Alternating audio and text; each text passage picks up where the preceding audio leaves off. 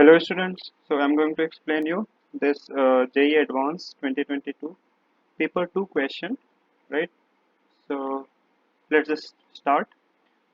It is based on Wheatstone bridge as well as how you calculate resistance of wire for a given resistivity when its cross-sectional area is varying, linearly varying, okay?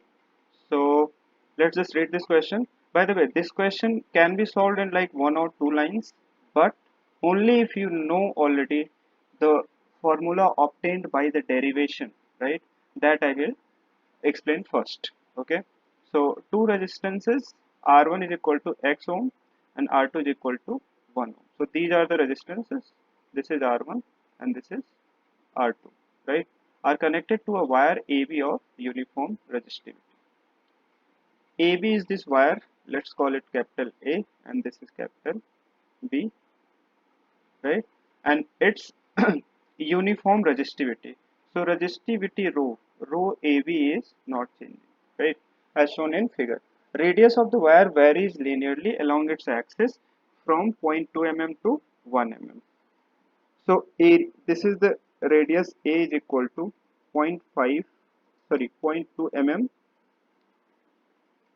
at this end, and B is equal to 1 mm at this end. A galvanometer G. So this is the galvanometer connected to the center of the wire. This wire AB के center से ये galvanometer connected है, ठीक है? Center of the wire 50 centimeter from each end along its axis. So of course total length of the wire would be 100 centimeter, that is 1 meter. So यहाँ से 50 में और यहाँ से 50 में, क्योंकि ये center पे connected है ये galvanometer. Show zero deflection. मैं हमेशा कहता हूँ learn the definition. So Wheatstone bridge की डेफिनेशन ये है principle. Always learn the principle in the form of word, शब्दों में आप उसे try to understand. So zero deflection. So here it is not saying you that this whole system is forming the Wheatstone bridge. Okay, only if you know. Okay, so in Wheatstone bridge के case में galvanometer में zero deflection होता है. अब आप एक बात बताओ, यहाँ पे व्हीटस्टोन ब्रिज में तो चार रेजिस्टेंस होते हैं, ये सबको पता है, ठीक है? अगर फिजिक्स की एक भी क्लास अटेंड की हो, इलेक्ट्रोस्टैटिक्स, करंट एंड इलेक्ट्रिसिटी वाला, तो चार रेजिस्टेंस होता है. तो चार रेजिस्टेंस तो हमें दिख नहीं रहा है. ये वायर को बैटरी से कनेक्ट कर रहे हैं, तो गैल्वेनोमीटर में जीरो डिफ्लेक्शन दिख रहा है. Okay, now firstly let's try to visualise कि हाँ गैल्वेनो व्हीटस्टोन ब्रिज कैसे बन रहा है. See this is wire, right? तो सेंटर से अगर गैल्वेनोमीटर कनेक्टेड है, तो दिस वायर का कुछ ना कुछ रेजिस्टेंस होगा, और वो रेजिस्टेंस आधा इधर लेट से इसको मान लो आप R1 R2 R3 मान लो, ये R4. आपको पता होना चाहिए since cross sectional area is varying, so resistance of the wire is going to change because R is equal to rho L by A. Am I right or wrong? Okay, so L is the length of the wire, A. भले ही ये centre पे है, length इधर का, इस side का और इस साइड का सेम है, still what you are going to see, area of the cross section is varying. So half of the resistance on this side is going to be R3 and half of the resistance on this side is going to be R4. R3 and R4 would be different. That's what I'm trying to say. Okay, now let's just understand one thing. सबसे पहले आप ऐसा नहीं कर सकते ना, area यहाँ पे वेरी कर रहा है ना, अर्थ यहाँ से हाफ ऑफ द वायर का, क्योंकि इधर ए है इधर बी है और L length of the wire है, लिनियरली वेरी कर रहा है. तो इसका जो रेजिस्टेंस है, even though resistivity is same, we have a certain way to find it out. Let's just find it out first. तो यहाँ पे क्या है, एक वायर ले लो आप. इस क्वेश्चन के साथ हम डेरिवेशन भी सीखेंगे, राइट? अगर आपको डेरिवेशन आता है प्लीज स्किप द वीडियो, और at the end of it you will get the solution of the above question, right? So good if you know already. But यहाँ पे जैसे कहते हैं नहीं कि you must remember some of the formula. So this is the formula obtained by a derivation that you should remember for JEE. Although JEE के लिए कुछ ऐसे रिकमेंडेड नहीं है कि यू मस्ट रिमेंबर और something, you can quickly derive it. But अगर आपको इस टाइम सेव करना है तो you can just remember what is the resistance in case of this particular situation. So let's just get to it, right? आप यहाँ पे लीनियरली हम फॉर्मूला यही लगा के डिराइव करेंगे, rho L by A. But A L is L and A is varying here, ठीक है। अब देखो यहाँ पे एक बात बताओ, हम क्या कर रहे हैं, एक dx x लेंथ पे एक dx का स्ट्रिप काटते हैं यहाँ पे, ठीक है, और dx के स्ट्रिप में हम लेंथ इसका सेम मानते हैं, और वो लेंथ है कितना, dx। Now what is the radius at x, you can find it out, ये रेडियस, ये पूरा, you can find it out how. एक यूनिटरी मेथड पढ़ा है हमने एलिमेंट्री क्लास में, 8th या 7th 8th क्लास में, कि बी एल लेंथ में वायर का रेडियस कितना चेंज हो रहा है, बताओ जल्दी से, बी माइनस ए। तो 1 यूनिट लेंथ में कितना चेंज होगा, b minus a by l, right. तो एक्स डिस्टेंस चलने पे कितना लेंथ चेंज होगा, x into b minus a by l. तो यहाँ पे रेडियस कितना हो जाएगा, x is equal to, sorry इसको आर मान लेते हैं, तभी मैं कहा कि क्या हो रहा है यहाँ पे, this is not r, this is x, this is not x, this is r, तो यहाँ पे आर मान लेते हैं। तो यहाँ पे आर इज इक्वल टू क्या हो जाएगा, बताओ, आर इज इक्वल टू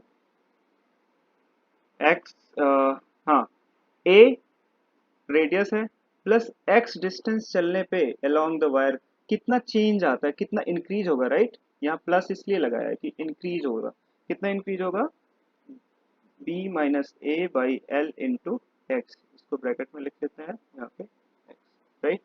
अब ये रेजिस्टेंस वाला फॉर्मूले पे रख देते हैं। तो हमारा dx लेंथ का जो dr रेजिस्टेंस होगा, ये आप इंटीग्रेट कर सकते हो, रो l कितना माने हैं हम, dx एक स्ट्रिप का, और एरिया कितना हो जाएगा, पाई आर स्क्वायर, r की वैल्यू कितनी है, a plus b minus a by l into x whole square. इसको इंटीग्रेट कर दो कहाँ से कहाँ तक, x इक्वल टू जीरो से x equal to, not x equal to zero, sorry, x equal to a से x इक्वल टू बी तक, ठीक है। और ये resistance let's say 0 to r, again मैं ठीक है, सॉरी, ये x इक्वल टू 0 से l पे आप करोगे ना, x इक्वल टू 0 से x इक्वल टू l, तो x इक्वल टू 0 पे रेजिस्टेंस कितना होगा, 0, बिकॉज कोई वायर ही नहीं है वहां पे, there is no wire, and x equal to l पे what is the resistance, capital R। Now यहाँ से कैपिटल R की वैल्यू कितनी हो जाएगी, जल्दी से करते हैं question within 10 minutes. Rho, इसीलिए ये डेरिवेशन करने से बचने के लिए you must remember certain things, right.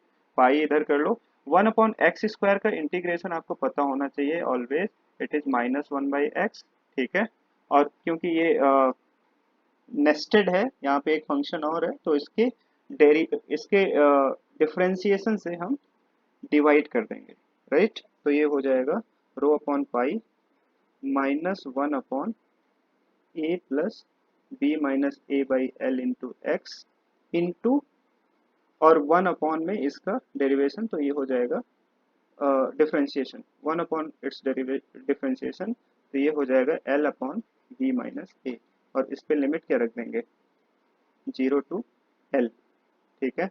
जब इसको आप सॉल्व करोगे तो what you will gate, row upon पाई, और ब्रैकेट में देखो अपर लिमिट रखोगे तो ये आ जाएगा -1/b, -1/b, minus lower limit रखोगे तो 0, ये 0 हो गया पूरा, -1/a, तो एक माइनस पहले से ही, एक माइनस और आ जाएगा, ठीक है, इतना into what, L upon B minus ए।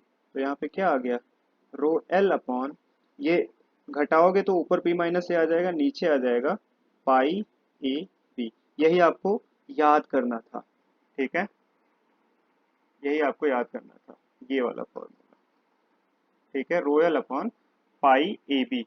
अब आओ क्वेश्चन पे आते हैं, यहीं पे 2 लाइन का क्वेश्चन हो जाएगा अभी आपका।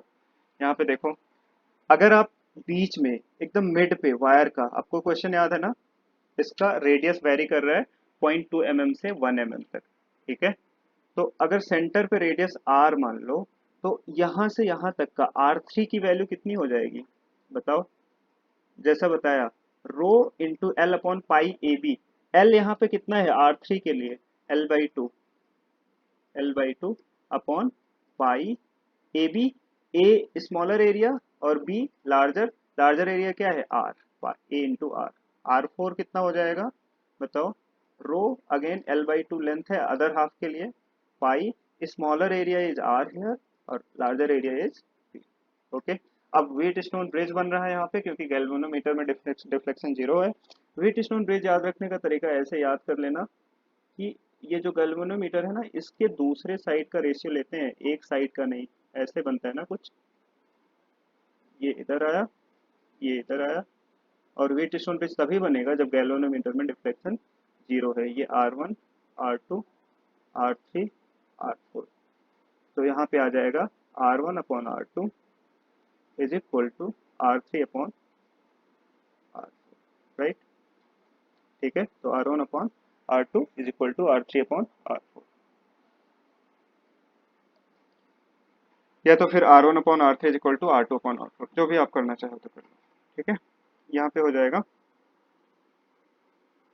R1/R2 is equal to, so R1 कितना है x, R2 कितना है 1 इज इक्वल टू R3 कितना है हमने निकाला, rho L/2 pi A B and that pi A into R upon rho L/2 pi R into B. Everything is cancelled out, pi pi से cancel, R R से cancel, यहाँ पे आपका आएगा क्या b बाई ए। तो x की value कितनी आई, b कितना है 1 और a कितना है 0.2, ये 10/2 आ गया दैट इज 5। तो ये न्यूमेरिकल फिलिंग वाला क्वेश्चन था and now you are done. देखा कितना आसानी से हो गया, only if you remember the derivation तब क्वेश्चन कर ले जाओगे। और क्वेश्चन करने के साथ साथ अगर टाइम सेव करना है, you have to save time, तो क्या करोगे आप, यू मस्ट रिमेंबर दिस ρl/पाई ए बी। ऐसे कहीं कहीं छोटे छोटे फॉर्मूले याद रखना, बड़े बड़े डेरिवेशन का बड़ा बड़ा फॉर्मूला नहीं याद रखना, ठीक है, so that you must derive। And one more thing, so whenever you get the question in the exam, just devote 30 seconds to think about the question। about 3 minute 30 second का time मिलता है एक question पे आपको, total paper में 54 question में 18 3 जा 54 and for 3 hours. तो आप 30 सेकंड क्वेश्चन पे डिवोट कर दो just to think about the question कि कैसे करना है उसे। ऐसा नहीं कि मिला तो शुरू हो जाओ, तो no. Okay, so thank you for watching the video and do subscribe to my channel and do like the video if you liked the explanation, and do comment, do give the feedback. Okay, and join my telegram channel for asking more questions and more doubt clarification. Have a great learning. All the best. Thank you.